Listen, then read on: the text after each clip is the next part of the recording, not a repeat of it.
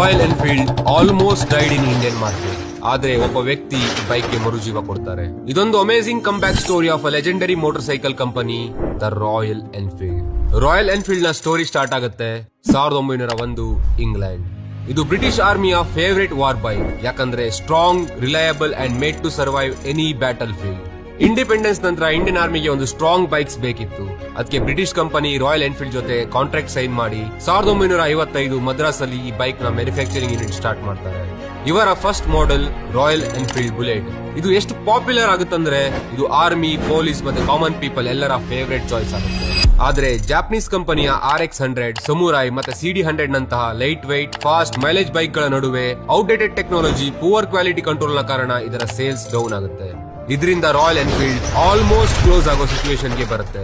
ಆಗ ಒಂದು Indian company Eicher motors loss ಅಲ್ಲಿದ್ದ ರಾಯಲ್ ಎನ್ಫೀಲ್ಡ್ ನ ಬೈ ಮಾಡ್ತಾರೆ. 26 ವರ್ಷದ ಯಂಗ್ CEO ಸಿದ್ಧಾರ್ಥ್ ಲಾಲ್ ಒಬ್ಬ passionate biker. Siddharth Lal royal Enfield bike ನ ಸ್ವತಃ ರೈಡ್ ಮಾಡಿ ಪ್ರಾಬ್ಲಮ್ಸ್ ನ ರೆಕ್ಟಿಫೈ ಮಾಡ್ತಾರೆ. ಹಾರ್ಲೆ ಡೇವಿಡ್ಸನ್, ಡುಕಾಟಿ ಮತ್ತೆ ಟ್ರಯಂಫ್ ನ ಎಕ್ಸ್ ಇಂಜಿನಿಯರ್ಸ್ ಮತ್ತೆ ಡಿಸೈನರ್ಸ್ ನ ಹೈರ್ ಮಾಡಿ ರಾಯಲ್ ಎನ್ಫೀಲ್ಡ್ ನ ರೀಡಿಸೈನ್ ಮಾಡ್ತಾರೆ. ಸಿದ್ಧಾರ್ಥ್ ಲಾಲ್ ಕೇವಲ ಬೈಕ್ ಪ್ರೊಡಕ್ಷನ್ ಮಾತ್ರ ಅಲ್ಲ, ಇಂಡಿಯಾದಲ್ಲಿ ಬೈಕ್ ರೈಡಿಂಗ್ ಕಲ್ಚರ್ ನ ಇಂಟ್ರೊಡ್ಯೂಸ್ ಮಾಡ್ತಾರೆ.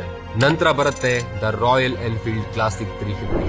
The sound, the retro design ಮತ್ತೆ ನಾಸ್ಟಾಲಜಿಯಾ with comfort every student, every bike lover ನ ಫೇವರೇಟ್ ಆಗುತ್ತೆ.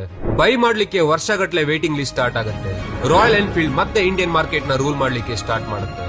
ಈಗ continental GT, Himalayan young generation ನ ಫೇವರೇಟ್ ಚಾಯ್ಸ್. ಕನ್ಯಾಕುಮಾರಿಯಿಂದ ಕಾಶ್ಮೀರ್ ಎಲ್ಲ ರೈಡರ್ಸ್ ನ favourite bike. Royal Enfield is the world's oldest motorcycle brand, still running. Production in 60+ countries, record breaking exports, British pride ಇಂದ Indian legacy, loss making ಕಂಪನಿಯಿಂದ legendary bike ತನಕ royal Enfield ಕೇವಲ survive ಆಗಿಲ್ಲ, it ruled Indian roads.